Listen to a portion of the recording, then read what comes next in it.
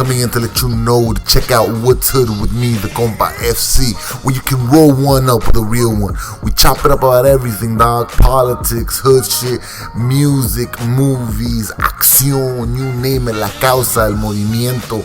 We want to tackle things about looking at your culture differently and all that good shit. So if you want to look into that, if you want to find some self-love and self-worth, dog, check out a compa.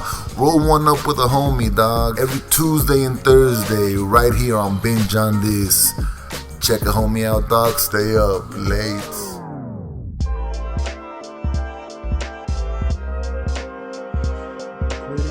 Sir. All right. Welcome to Sam of All Trades, a Binge on This show. Binge on This, where you can find other shows like Roll 420, the tabletop RPG show featuring games like Dungeons and Dragons and Call of Cthulhu. Reading Ronin, where tales and fables are read for your listening pleasure. What's Hood with Forever Cabron, where we take an introspective dive into the Latin culture. Happy News with Perry Kurtz, our favorite wild grandpa who is back from his planetary exile. And This, That, and the Other, a podcast show with Bryan and yours truly. Today we are joined by a great guest, Captain Patrick Diehl, a Ranger qualified armor officer. Welcome, Patrick. How are you today? I'm doing well. I'm doing really well. Glad to be here. Yeah, we got that on take two. I like it. Yeah, there it is. All right. So tell me a little bit about yourself and how you chose this career path in the Army. Yeah. So I grew up. I was born in Virginia. Didn't stay very long. Moved around a lot. My dad was in the Army as well. Okay. And so moved around a lot, and then always to Army bases, different Army assignments. And then my pops retired when I was in 7th grade, so I think it was like 2003.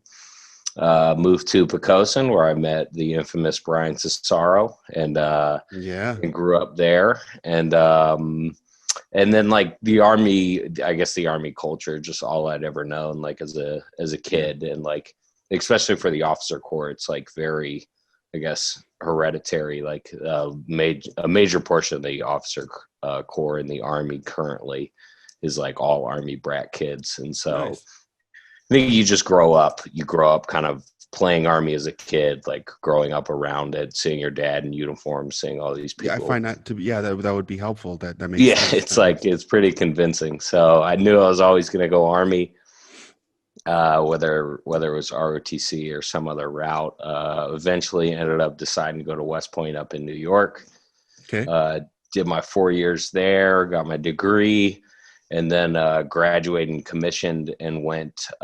So in the Army, obviously, everybody's got certain specialty trades. Mm-hmm.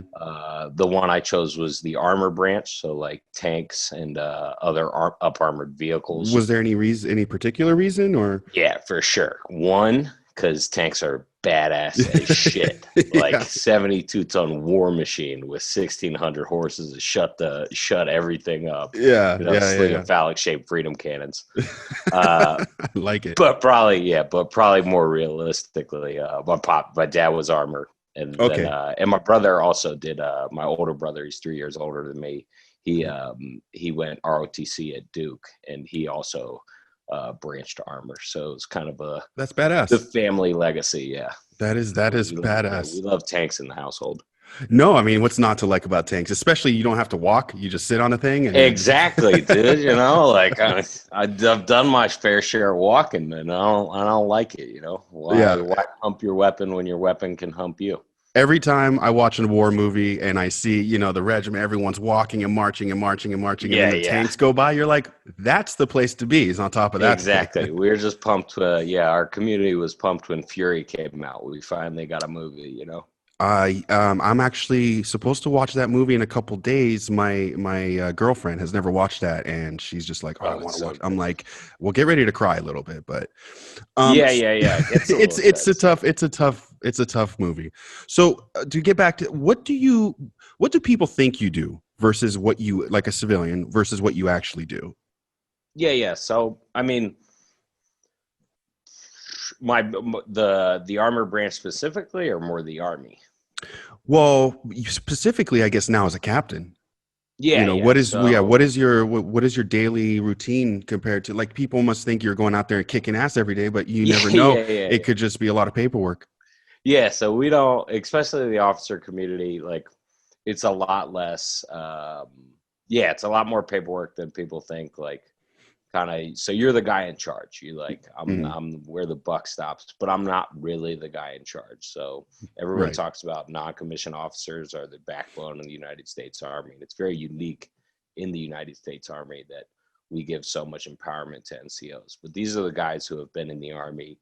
Like they're multiple combat tour veterans. They've been in the Army for 17 years. Like I have a counterpart, a first sergeant, who's like, I'm in charge of him, but like he runs the company. So I'm mom and he's dad. Like when it comes down to it, mom's rule goes, but like dad's running the house. But because like he's in charge, or he's the one who enacts my vision. So I come up with like the plans, the idea of where I want the company to go, what I want the company to do, the training plans, the where we're going for what training objectives we're going to do. And then he enacts it. And so you're still there, especially in your beginning days as an officer, when you're a lieutenant and it's your first job and you're a platoon leader, you're kind of down on the lower level leadership.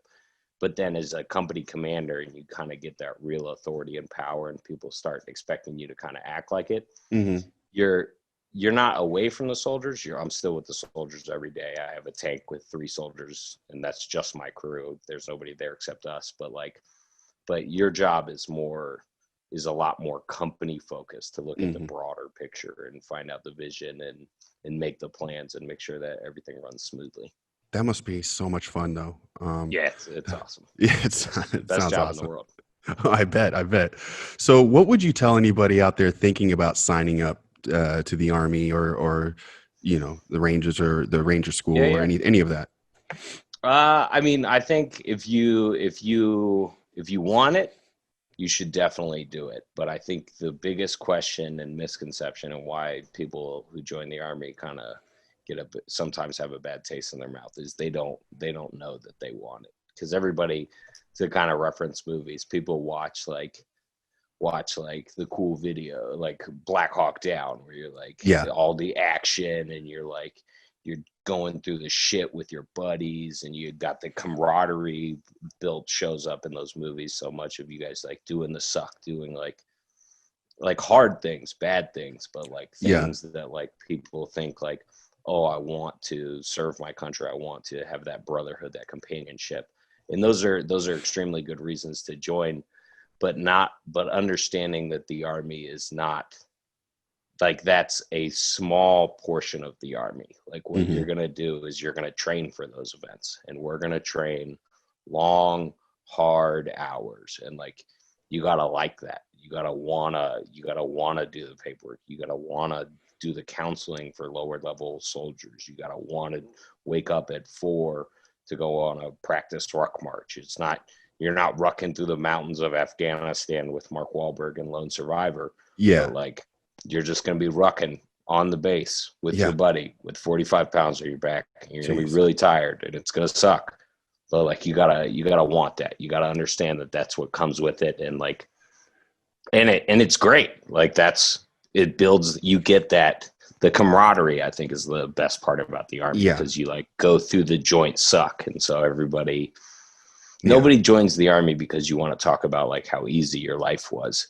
No, you join the Army because you want to like talk shit with your buddies about like your hard times there. Like you went through. You did this with my buddies. Like, that drill sergeant tried to make us quit. We didn't quit. We sucked it up. We toughed it out. It's badass. So like, that's cool. You just have to understand that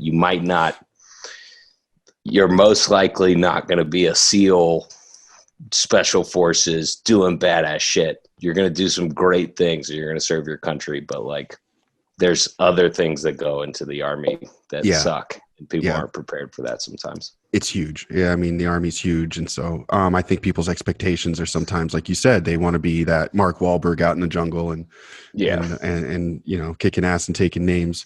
What's the hardest thing you've had to do as a Ranger? Or not a Ranger, I'm sorry.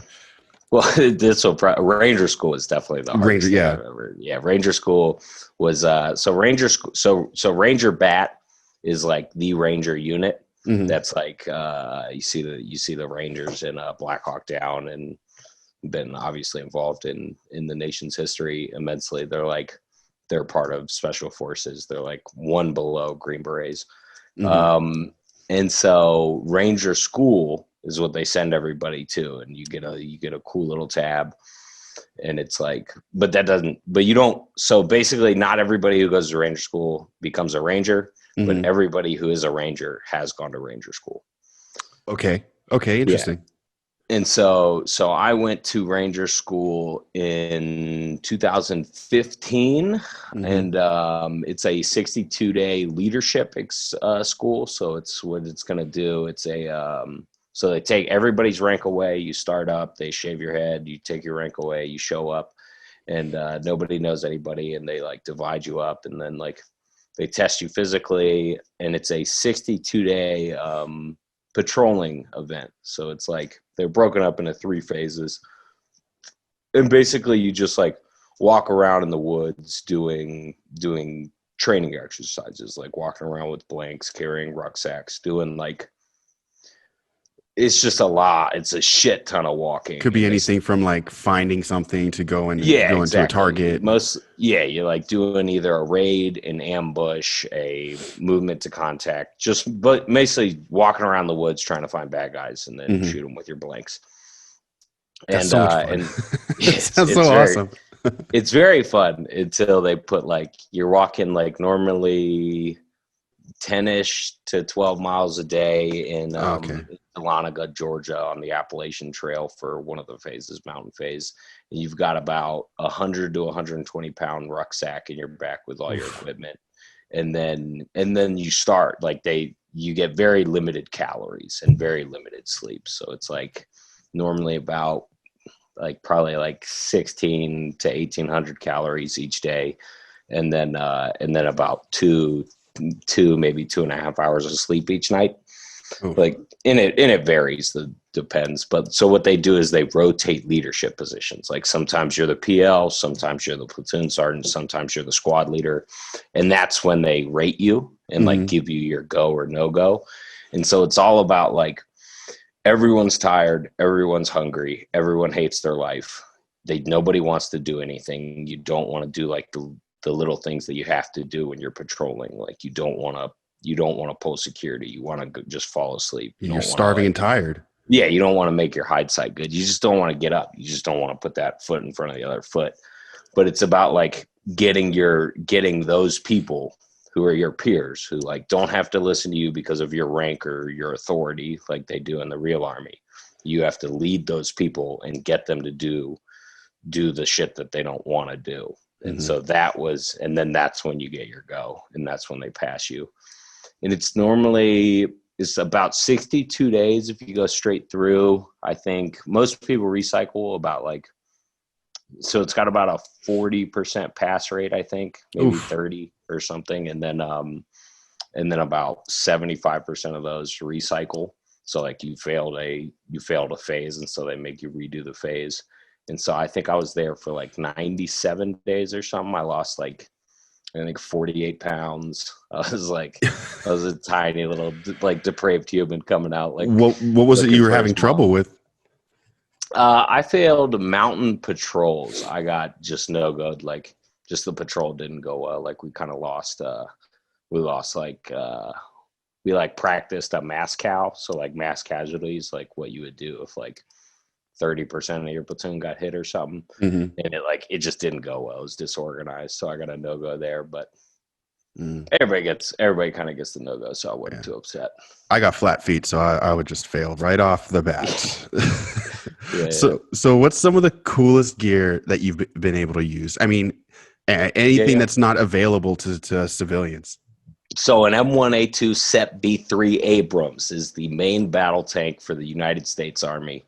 Okay. It can fire, reach out and touch about 4K-ish with its main cannon, which is a 122 millimeter Freedom cannon.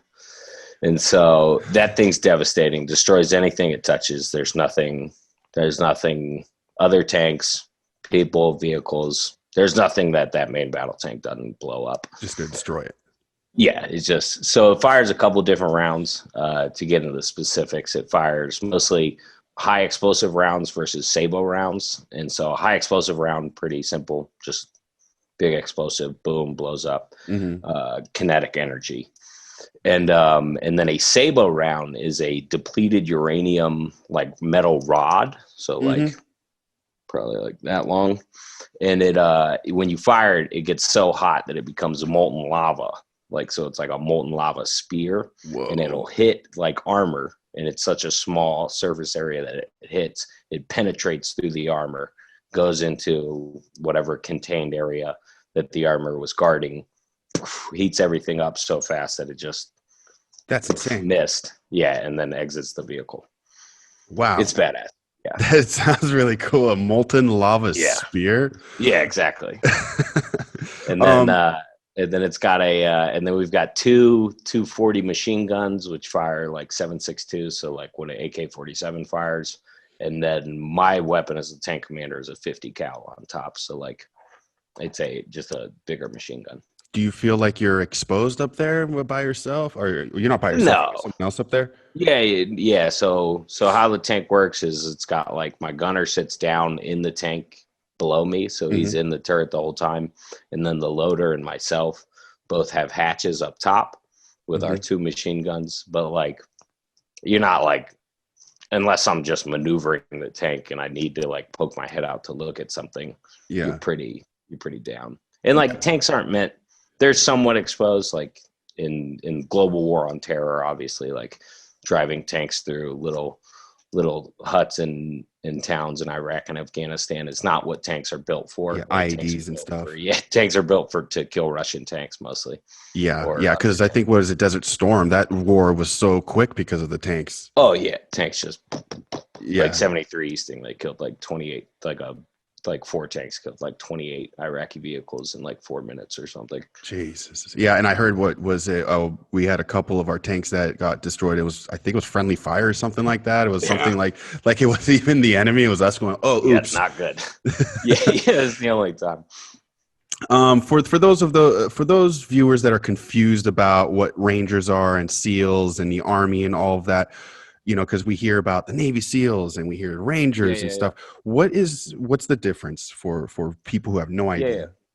So SOCOM makes up everything, Special Operations Command, and that's delved into. So we've got Ranger Bat. So the Army basically has 2 portions of SOCOM.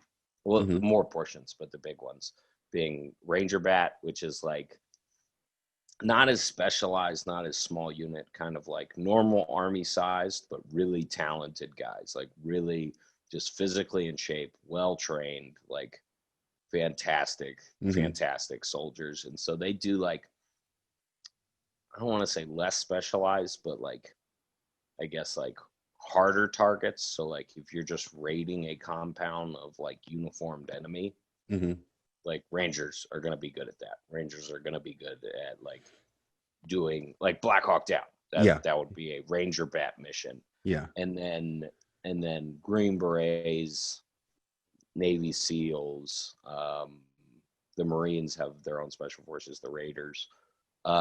Those are like much more precise targets, like very small units, tiny little sets of like just certified badasses who are like just going around taking out a variety of missions. They speak different languages. They have expertise in things that the Army like is not good at, like whether that's unconventional warfare, guerrilla warfare, like taking over and influencing towns, building relationships with civilians in foreign countries. That's more kind of like a little bit more touch, you know, needs a little bit more finesse than the strong bureaucracy driven arm of the Army. Yeah. So very specialized. They need a specific mission done. They pick. Yeah. And then the SEALs obviously being a little bit more aquatic, but they obviously can do basically anything. Yeah. The Green Berets basically everything except aquatic, and then Marines kind of the build in between. Do they separate like the Green Berets? Do they not hit the aquatic because of the SEALs? They're like, oh no, they got that. We're just going to focus on this. Yeah, Or mostly. Like the Army has like a dive school that people go to, and like mm-hmm. we've got specialized guys that are great swimmers and very trained in aquatic operations. But yeah, nice. I would assume that they just leave that up to the Navy and the Marine Corps. Nice. So this is a little bit of I understand women in the Army is sort of a touchy subject. And I know I'd like somebody that was able to drag me out of a room if need be. But what is the general feeling amongst people in the Army seeing more females join up and seeing the increase in numbers there? Yeah, I think I don't think so. I think the main worry is just making the Army kind of a societal experiment, because like testing out whether or not women are, I don't think there's a question of whether or not there are women in the world who would be capable combat arms members of the Army. No one questions that. There's tons of girls who would wreck me in any physical or any soldiering task. Like there's plenty. It's just too big of a world, too big of a nation not to find really competent girls. I think what people in the Army worried about is twofold. One, whether or not there would be a decrease in standards to like appease, I guess, societal pressures. Like if we open the Army up to, when women join combat arms and say a percentage of them aren't being met, whatever quota, in today's cancel culture, obviously, Twitter has a lot of pressure on things, and say the Army falls trap of that. And what would the Army do to fix that? Would they lower physical standards to make women fit in more? Would they give them bigger bonuses?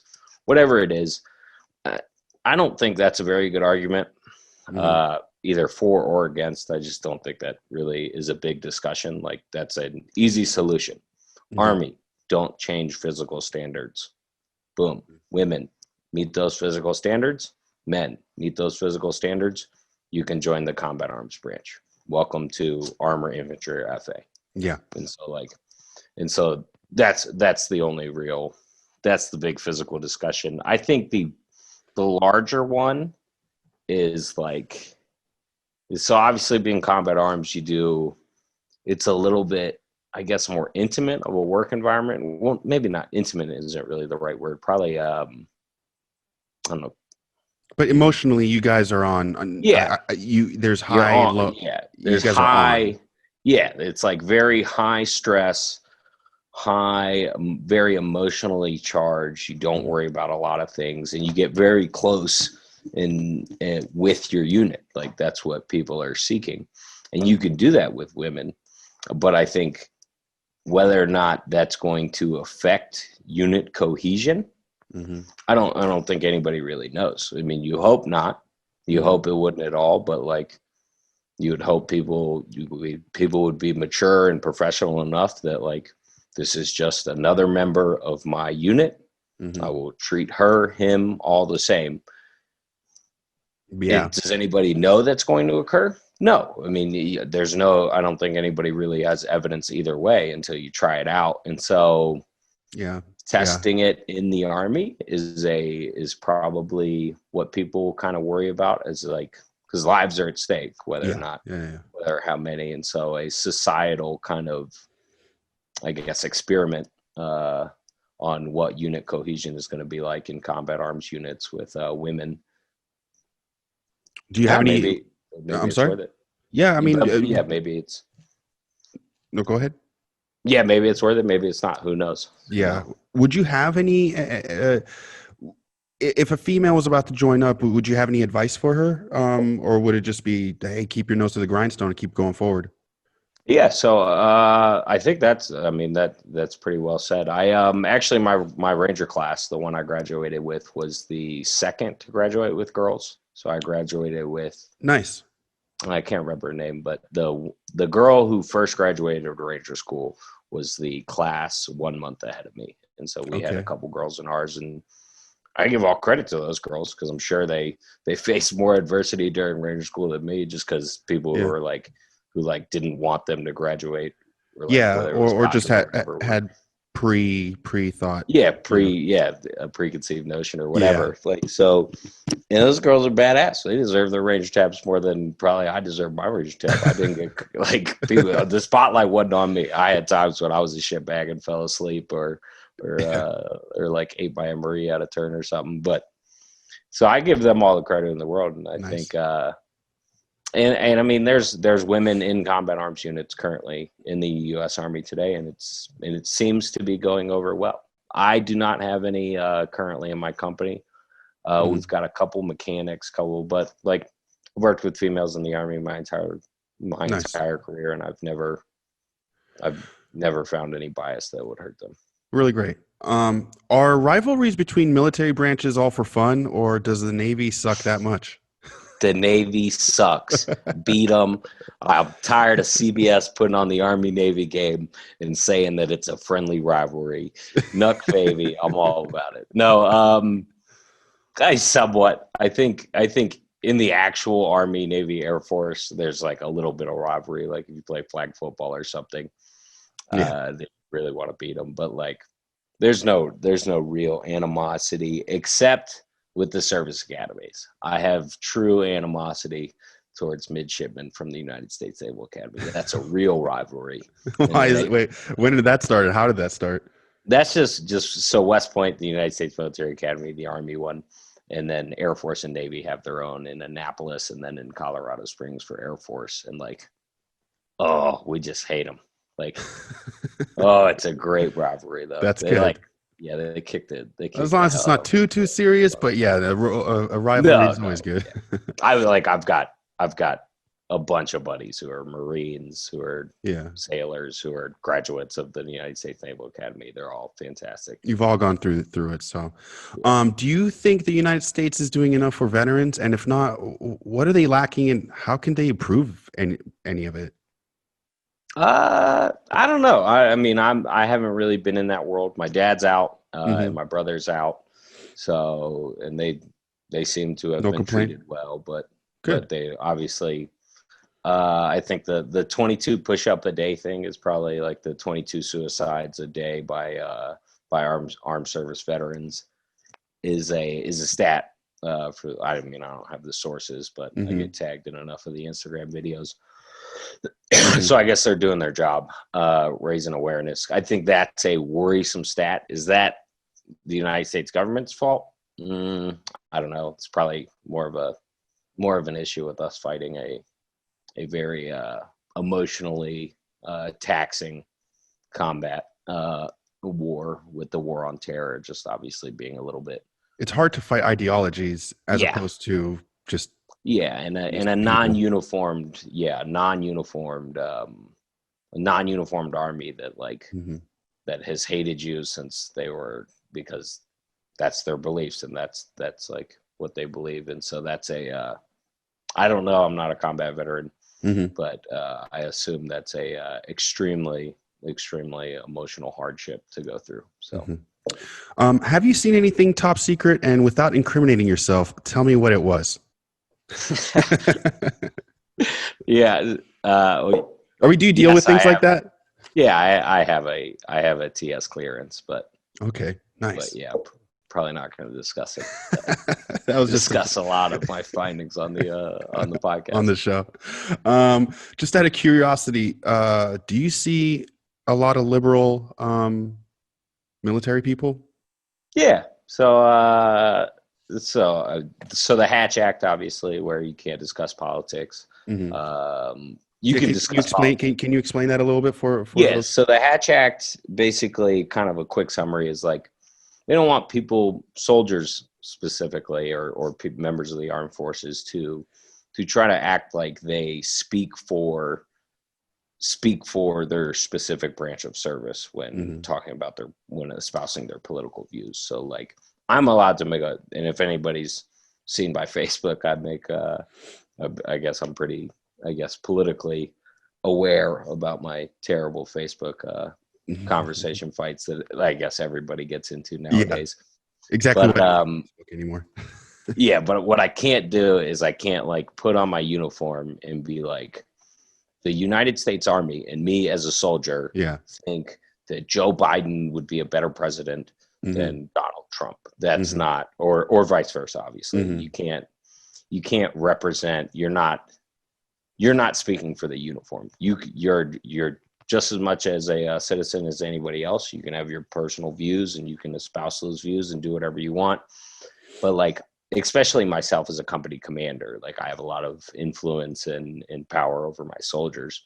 And so I couldn't be like, hey, you guys should donate to Donald Trump's campaign and I'll give out 4 days if you guys do that. Yeah. Like that would be illegal in violation of the Hatch Act. Okay. But yeah, there is so I think obviously it probably leans a little right, I'd say, if just from personal experience. But no, I got tons of buddies who are very from far left Bernie bros to moderate left, middle of the pack guys. Nice. Okay, and here we are at the tail end. And to end it off, I always like to ask this question. It's just for fun. If you could pick any actor, dead or alive, to play you in a movie, who would it be? Ooh. This is a good one. I would go. I guess I'd go Christian Bale. I think he's probably just because he's my favorite actor. Just the range. Good. Of course, he might make me. I mean, he's got some movies that seems a little weird. If I just want to be cool, probably he can make you super ripped. Yeah, they're all of course. But like, hey, when you watch Fury, being a tank commander, basically I'm Brad Pitt. Okay, so that's a good description of where I sit. So you're Christian Bale. Maybe Brad Pitt. Okay, yeah. Brad Pitt's a great one too. He looked hot in that movie. Patrick, I just wanted to thank you for coming onto the show. I want to thank you for your service, and it's been a pleasure and an honor to have you on Sam of All Trades. And we'd love to have you on again on This, That, and the Other, most likely with Bryan, so that way we can just talk about, I don't know, anything and not just the military. But thank you again, man, and thanks again for your service. Hey, it's an honor and a privilege. Hope to get the word out. Joining the Army's great, especially Go Army, beat Navy. Hell yeah, man. All right. And, take care. Look forward to being on the podcast again. Thanks. For sure, man. For sure.